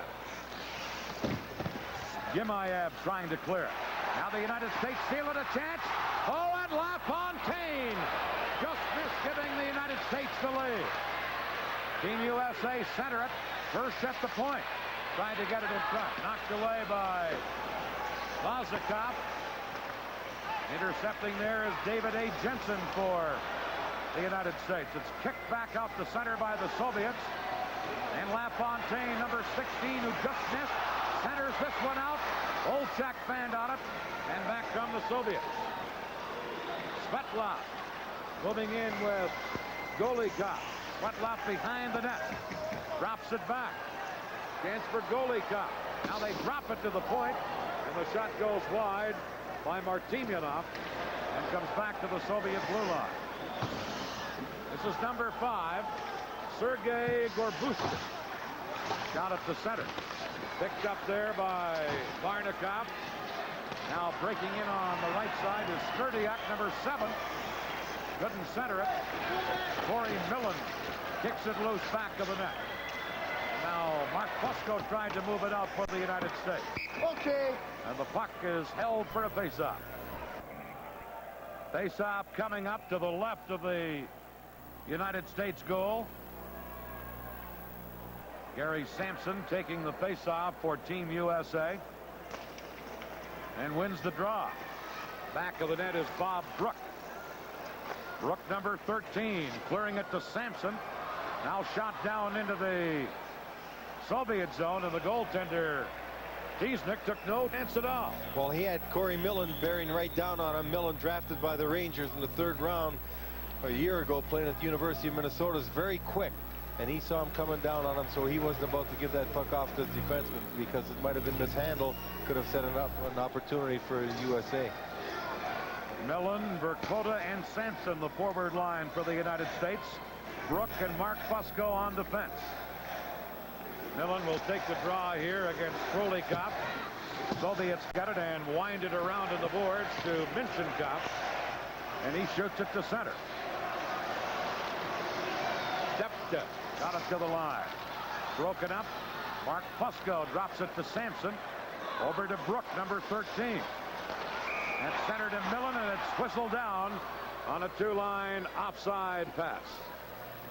Well, there's a fellow that came to training camp unheralded. Gary Sampson came to the camp in Colorado Springs and Maids Hockey Club. His father was a backup goalkeeper in 1956. He's from that ice box of the United States, as is goaltender Bob Mason. International Falls, Minnesota. He's one of the free agents on this hockey team. From the faceoff, number 28, David H. Jensen cleared it back of the net, and now Team USA working on the left side. Fusco cleared it near center ice. The Soviets have it, and firing it back in was Biaka. Number 28 again is David H. Jensen. Got it into the center ice area. Now cleared ahead to Scott Fusco, who was knocked down. And the play anyway was offside at the Soviets blue line. A 2-2 game. Well, you see Scott Fusco getting up, and he just got knocked over the blue line by Biakin. A good play by Biakin to force the offside. This young man was an outstanding hockey player in Harvard last year. He's got a couple years to go. The Mark Fusco, drafted originally by New Jersey, then his rights were traded to Hartford. Looks like he just got hit with a stick on the side and going to get that mask off as Dr. Nagabaz is taking a look at him there. From the faceoff, Harin trying to shoot it in, broken up by Chelios, and Thomas has the puck. He lost it. Soviets on the attack once more. Working it in is Harin into the corner, but Tim Thomas, number 20, broke it up. They work it at center ice to Costello. Play broken up, and the Soviets start back. Long right wing pass for Harin. He drops it back, and a chance for Zeben, who fell down. Team USA on the attack. Costello to Thomas, broken up, and right back comes Odintsov. Now a drop pass, a shot. Barron the save on the close-in try, and back comes Team USA. Here's the youngster Olchek again. Centers it to Gay in front. Gay shoots, and a pad save by Tiesnik. Good chance there for the United States. Centering pass off the skate of a man. Now Jensen moving in. Centered it, and it's knocked away by the Soviet defense. Centered out again. Dropped back to the point, and Brook couldn't hold it in. Team USA circling to get their team back on side, and David A. Jensen works it in on left wing to Olchek. Trying to drop it back for Mark Fusco. Mark Fusco tied up as now Brook comes over, and we get a stop. Caught with just one of them back there. If the forward doesn't pick up that position, they could catch themselves in trouble. And that face-off right there, Stepanichev was all alone, a whole zone behind everyone. Let's see how Iafrate and Gary Haight make out there on defense now. Here's Al Iafrate trying to clear it on the boards. Knocked down and held in by Vazikov for the Soviets. Now to Gimayev. He got it into the corner. Haight shooting it around onto the boards, onto this side. And Steve Griffith got it outside the line. The Soviets come back in the play. Whistle down, not an offside. There's Vazikov, one of the outstanding young players on this team. As a matter of fact, when you talk to their coach and say, who's the best defenseman, he says it's between Gimayev and Vazikov. And Vazikov here is a lot younger. Gimayev has played 8 years with Soviet national teams and touring teams. But this fellow looks like he's a good candidate for the Olympic team. Vazikov, 24 years of age. Gimayev, as Lou mentioned, has been around much longer. He's 28. He's been playing in quite a few of their touring teams. Faceoff is going to be just on the United States side of center ice. Again, it is the Millen, Sampson, and Vercotta line for Team USA. Hirsch and Chelios on defense. A 2-2 game. Soviets work it to Gorbushin. Knocked back in by the United States. Soviets clear it right in front of their own goal. But it worked, and here they come to center ice. There is a shot by Varnikov wide of the net. Held in, a shot from the point by Krimyanov is blocked. And here's Vercotta for Team USA. Drops it to Millen. Millen trying to make a play, centered it. Now Chelios fell down, and breaking out is Varnikov. In across the line, the Soviets with a chance. There in the save on Varnikov's backhander. That all developed when Chelios had the misfortune to fall down on the play. Jam up on the boards in the far. Still going at it very hard as they did earlier, and both clubs taking some chances, which surprises me. But there is no overtime. We better point that out right now. If it ends in a tie, the game's over. We don't have overtime. Here is Skepta moving in across the line. A setup pass for Priakin. He drops it back to the point. That shot blocked by Brook. Now, Kumpel drops it back in behind the goal. And taking over is Mark Fusco. The Bukestad.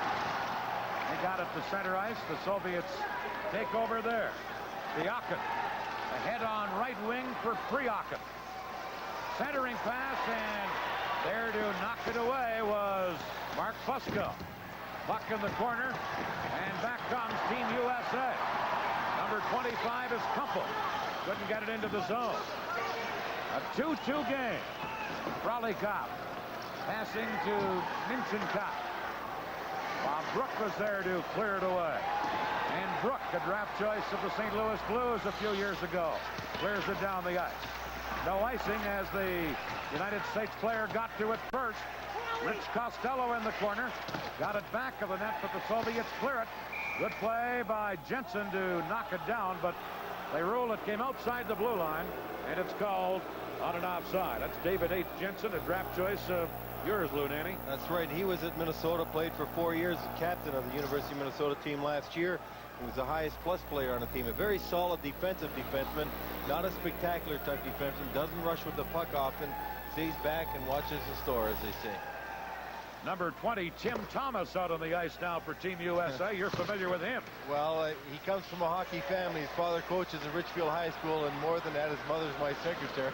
So you can see he's inbred quite a bit. Here is Thomas, number 20. Couldn't get around the defenseman. And back comes Matitsin. Shot it in. And as Gary Haight plays the puck, We get an icing call against the Soviet Union. 12 minutes and 36 seconds left in the third period. Fortunately, the people in Minneapolis are going to, and St. Paul are going to have an opportunity to see these two clubs Sunday. That game is going to be 7 o'clock. It was advertised at 8, but it will be 7. Then they're also going from there to Cleveland, Indianapolis, St. Louis. There's 6 cities that these teams are going to be hitting, and people in those areas, check the newspapers to see when they're coming, what time the games are, because you're going to have a great thrill watching these clubs play. We're in Lake Placid, New York tonight. The first game of the Soviets tour. Here's a quick shot by Olchek that's high off the glass. Chelios for the drive. And he screams that one wide of the net. Back comes Harin. He's checked in the play by number 22, Tom Hirsch. Hirsch over on right wing. Passing it to Olchek. Now in across the line to David A. Jensen. He's knocked down, and then the Soviets break up ice. Even moving in. Sliding across was Tom Hirsch to break it up. Fine play by the University of Minnesota player Hirsch.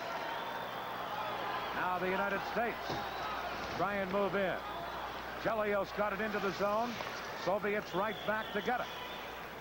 Cleared to center ice. Goalie cop number 19 moving in. And Barron as the puck slid into the crease. There you see the smallest man on the U.S. team, Corey Millen, at 5'7", 155. United States get the face-off, and this is Bob Brook. Passing it over on the wing to Mark Fusco, who shot at the center. Soviets back in their zone, failed to clear the first time. And now they rink wide it over to Minchenkov. Long lead pass ahead for the Soviet player. Couldn't get around the defense. Good player there. Or good play by Mark Fusco, but he's going to get a high sticking penalty. And that will give the Soviets a big opportunity. Well, Fusco made a fine play coming across to save that pass, but then as he fought the Russian off the puck, you see him kick his skates out. They're giving him a high stick penalty because he hit him with the stick in the chin. And the Soviet Union going on the power play in really a tremendously fast-paced hockey game here tonight. The USA, even though they're a young team, has been able to use their biggest asset, that being their speed, to keep the gap between them and the opposition closed at all times, not giving the Soviet Union an opportunity to freelance with that puck. You see Lou Vero, the U.S. coach, his team shorthanded. High sticking penalty to Mark Fusco. So the Soviets with a chance on the power play as they work it free. Gorbushin at the point held it in, but it is intercepted and shot down the ice by Tom Hirsch. Now killing off the penalty are Verkota and Sampson. First and Chelios on defense. This is Kovin for the Soviets. Chelios poked it off the stick. And then Verkota cleared it to center ice.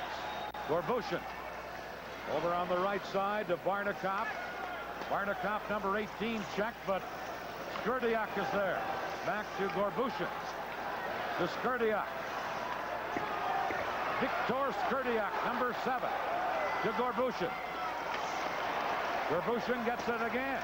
Centered it out in front. Drop pass back. Now they drop it to the other point. Martinyanov shoots one, and that's the flex wide. Soviets, Skurdiak with power and pressure on this power play, and intercepting it is Tom Hirsch, who cleared it away. Yes, Dan, he's playing quite a game out there tonight. Second-round draft choice by Minnesota a couple years ago. Has really developed the game of defense. He used to roam a little too much in college, but this Olympic experience has really been very beneficial to him as a hockey player. Another paid political announcement on behalf of the North Stars there, right? Well, we might as well say that he has been drafted. We've said everyone else. But the Soviet Union has had actually no opportunities. We look at Ilya Byakin, one of the young defensemen in this hockey club, to score, and they've had 5 power play chances. They're not shooting the puck. The USA team is doing an outstanding job of containing them, allowing them to pass the puck on the outside, but not getting any shots through to the net or even in position to get some shots. They're keeping a very tight box, as we say. Let them pass the puck around the outside, but not allow them to get any shots from that slot area or any deflections in front. By the way, the shots on goal for the first 2 periods favor the United States 17-15. Here's a clearing play by Scott Bukestead. Down the ice it goes. Now Biakin clearing it in. Digging in after it is Gimayev. Shot it around into the corner to Spralikov, number 9. Here's Spralikov. Alexei Spralikov into the other corner. Now back on the point. Minchenkov. Over onto the far side to Shepka. Couldn't center. Tied up on the play by David H. Jensen. And now the United States cleared out of there once more as the penalty expires to Mark Fusco. Back to get it, Minchenkov. Just over 9 minutes left, a 2-2 game. Speeding out is Stipka, number 16. Brook ties him up on the play, and Barron then grabs the puck as Haight and... You know, what are their chances? I guess the most positive thing you could say is this team allows you to dream again. They've got such great talent. You could see that if everything breaks right, they'll have a chance to win a medal, maybe even the gold medal. They're an outstanding group of young men and superbly talented. A 2-2 game. This game is up for grabs with less than 9 minutes to play. Here's Brook for the United States, and then it is cleared down the ice by the U.S., and that will constitute an icing infraction, and the faceoff comes back into the zone of the United States off to the right of the goaltender, Mark Barron. And we're just joined by one of the great college coaches in the United States, and Ned Harkness. He was interviewed and introduced before the game.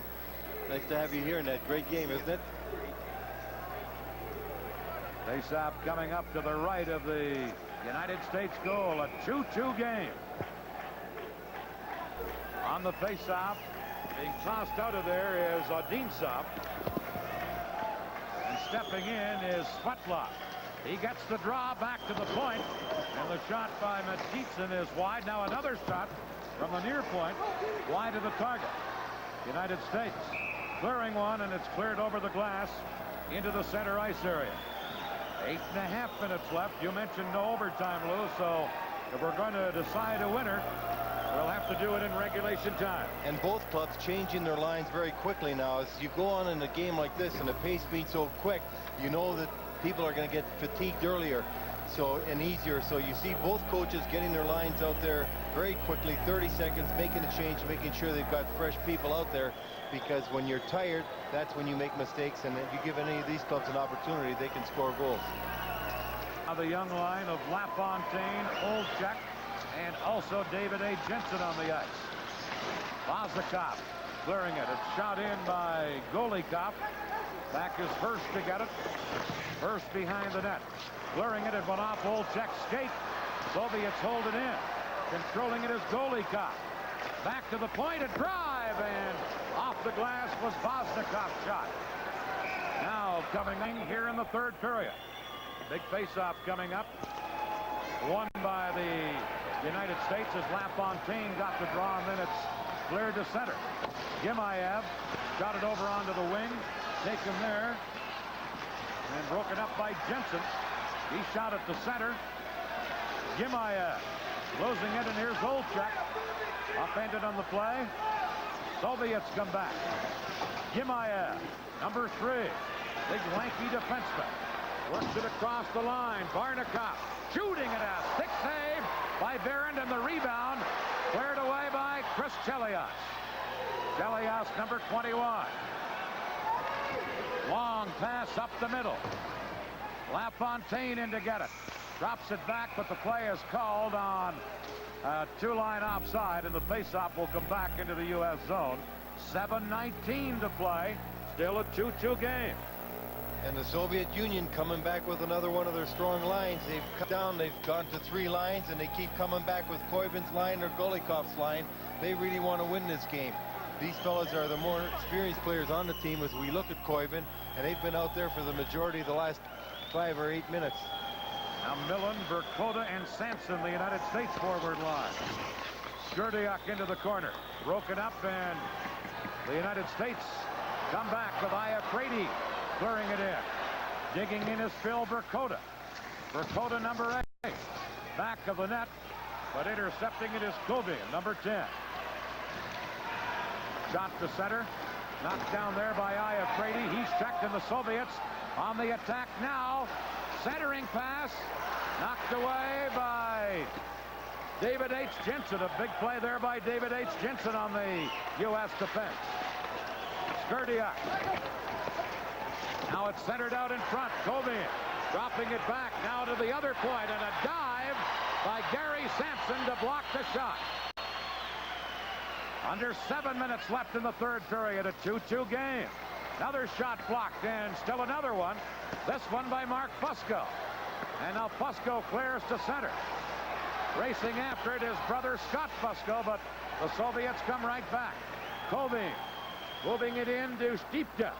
Shot there on the save, rebound, and he had to clear that away as it hit Bukestad and bounced right back into the goal crease. Now number 9, Scott Fusco to Bukestad at center. Scott Bukestad fell on the play.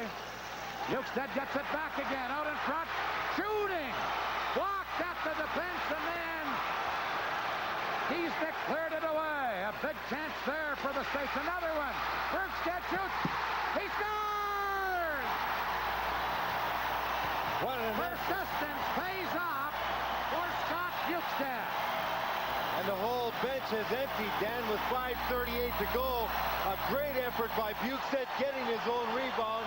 The USA was putting on tremendous pressure, and Kiesnick made a fine save on the initial shot by Bukestad, a backhand shot, and he lifted the second one up and over that goaltender. An outstanding shot as he's falling down. You'll see Bukestad in front. That's him all alone. He gets the first shot away, and he takes his backhander. He's getting hooked down, up and over the goaltender to put the USA in front, 3-2 with 5:38 to go. Lou Verrill told us before the game that Bukestad's been absent because of a knee problem, and they really need him for a scoring punch. Well, he was only 1 goal behind Pat LaFontaine when he went out, and those two fellas are the top goal scorers on this team. He's been out with an injury to his ligament, missed 3 weeks, so they missed his scoring punch. But after a good pass by Fusco, a little persistence, as you said, paid off, and he made a great shot getting that puck over Kiesnick to put the USA at 3-2. And a standing room only crowd is excited in Lake Placid, New York. 3-2, the United States leading. Now the Soviets on the attack, moving it in. Adinsov is tied up on the play by Chelios.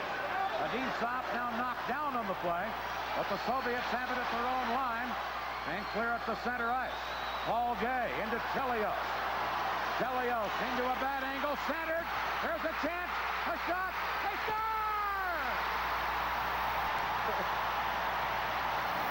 On the rebound. Chelios getting Tim Thomas's rebound. Chelios made a fine play coming around the outside. He gets an opportunity to score. He stopped. Tim Thomas comes in. He takes a shot. He stopped. It looked like he had a wide open net. A great save by Kiesnick, but that man, 21, Chris Chelios out of San Diego, University of Wisconsin, stopped right there. Look at this shot by Thomas. Looks like he had the old open net, and then Chelios pounces on that rebound to put it away and give the USA a 2-goal lead. Here's a good play by Chelios. A backhand shot, a save. Look at Tim Thomas. He looks to put it in the upper corner, but he couldn't make it. But Thomas, his rebound comes right to Chelios, and the goal was scored, putting him ahead by 2 with 5:09 remaining.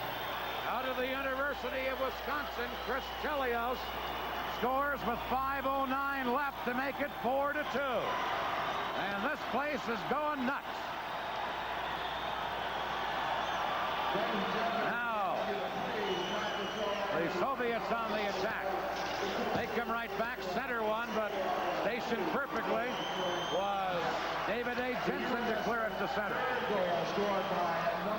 Now Svetlov, number 14, Sergei Svetlov, dropping it back to Minchenkov. Now headmanning it at center. They work it in, and upended was Svetlov on the play. Iafredi, number 18, has it for the United States. Cleared to center ice. Broken up by Gimayev. Long pass on right wing to Svetlov. He leaves it there. A chance, they shoot, they score! Stepanezchev left open on the right side. cuts the U.S. lead to 4-3. And Stepanichev coming around the outside, picked up a loose puck. He's on the right wing. He's a left-hand shot, so he had an angle of about 6 feet better than he would have had. You see him right here. He's on his forehand and hits the far corner with a low shot to beat Barron. He cut the margin to 1 with 4:21 to go. Stepanichev making a fine shot on the far side, just inside the pipe, scoring for the Soviet Union.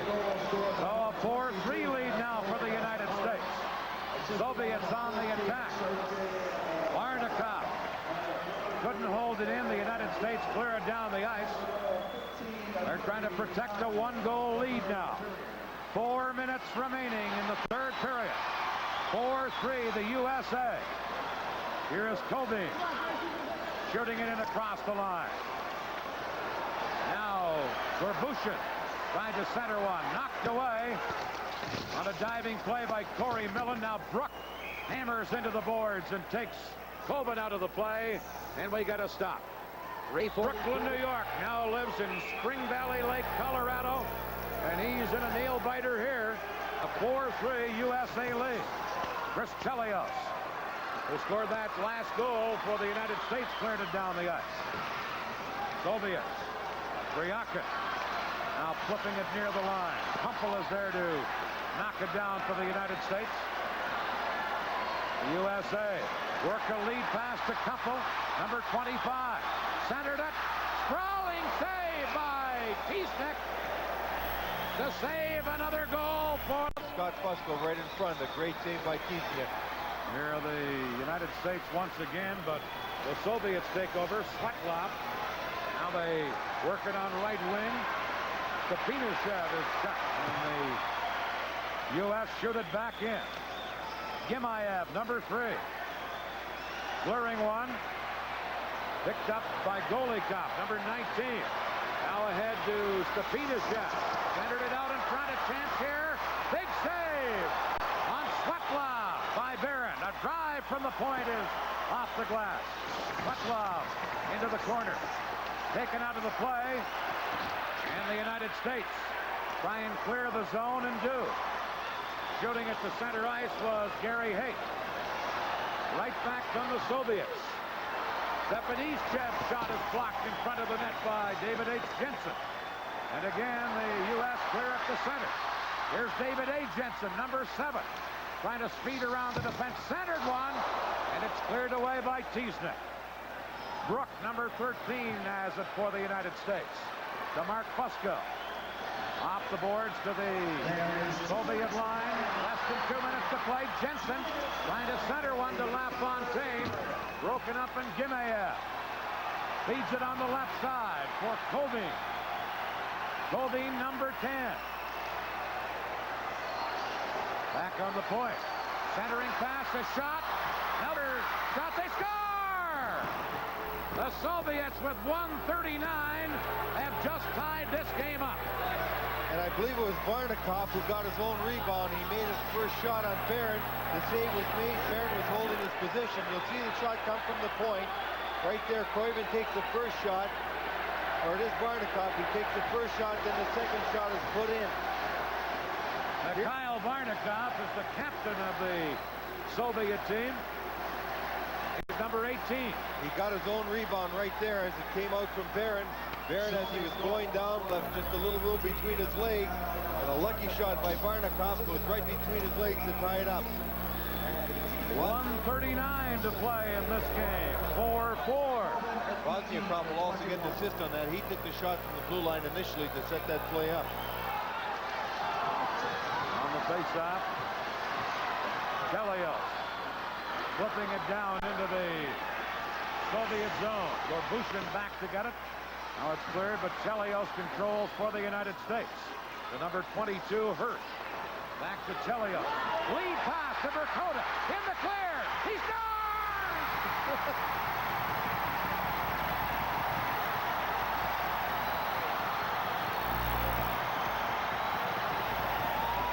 Bill Verkota's second goal of this game, and with 1:18 left, USA goes ahead 5-4. What a great play, starting initially back in the USA zone. Hirsch giving a long lead pass to Sampson up to Verkota. Look at Verkota come in. He uses his body to get in front of that defenseman.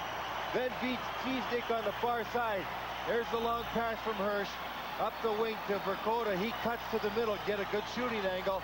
Then he just beats him on the far side with 1:18 to go and put the USA ahead 5-4. A great play by Captain Phil Verkota, former member of the 1980 U.S. gold medal winning team here, and now putting him up ahead with 1:18 to go. The Soviet captain Varnikov had tied it. The U.S. captain Verkota gives the United States the lead. Once again, we still have 1:18 remaining. 5-4 in favor of the United States. This crowd is just going wild. Phil Verkota. The University of Minnesota and a member of the 1980 gold medal team is just given the States the lead. USA leading 5-4. Just over a minute to play. There'll be no overtime if this game is tied, by the way. Gimayev now working it in for the Soviets. Gimayev centered one. It was wide of the target. Into the other corner. They work it back to the net. Svetlov, number 14, trying to get it free. Does to Gimayev. Dropping it back to the point to Vazakov. A drive! And now a jam up on the boards. And a stoppage in play with 37 seconds left in this game. And Dan, you'll notice the Soviet team hasn't pulled their goaltender. They didn't do it here in 1980. They don't usually pull their goaltender. I'm very surprised at it. You'll see a great save by Barron keeping it even. And the Soviets are playing out there just even strength. A good save by Barron. The puck going to the right, getting frozen. And the Soviet goaltender still is in the net. It's almost like they're protecting a loss. But they never have pulled a goaltender that I can recall in all the past tournaments. And you would think they would do it here. Mark Barron moments ago with a key save as he flung out his left leg. We have 37 seconds left. 5-4, the United States lead. Goldbein ready on a face-off in the U.S. zone. He'll take the draw against Tim Thomas.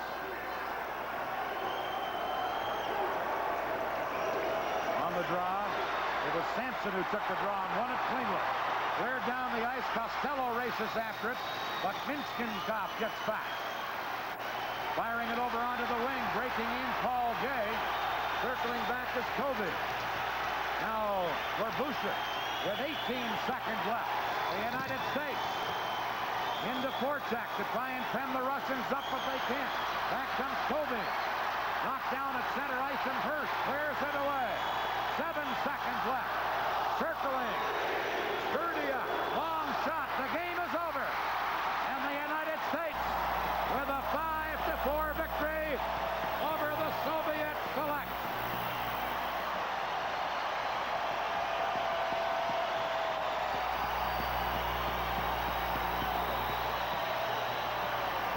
And they whoop it up in Lake Placid, New York. This building really seems to be the home of the United States hockey team. They come up with a great performance here again tonight. A fabulous hockey game, tremendous pace all night long, outstanding opportunities by both clubs. But this young United States Hockey Club came through with a better effort than the other team by far. The final score, the United States 5, the Soviet selects 4. Each team will be awarded Soviet Life prizes. The prizes were instituted by the editorial board of the Illustrated Monthly magazine, specifically for traditional Soviet American sport events. Mr. McGratchin will award the prizes to the first stars on behalf of the Soviet Life magazine to number 19, Vladimir Golikov, and to the Soviet hockey team to number 8, Phil Verkota of the United States hockey team.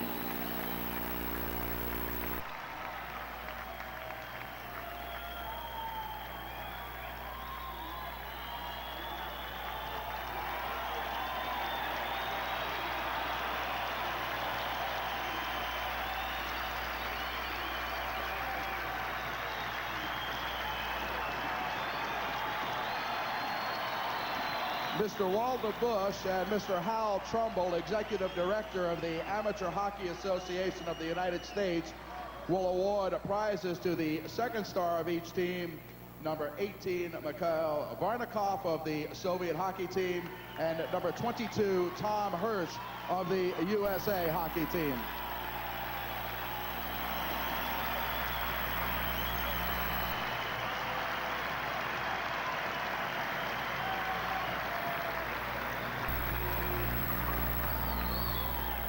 The final score here in Lake Placid, New York.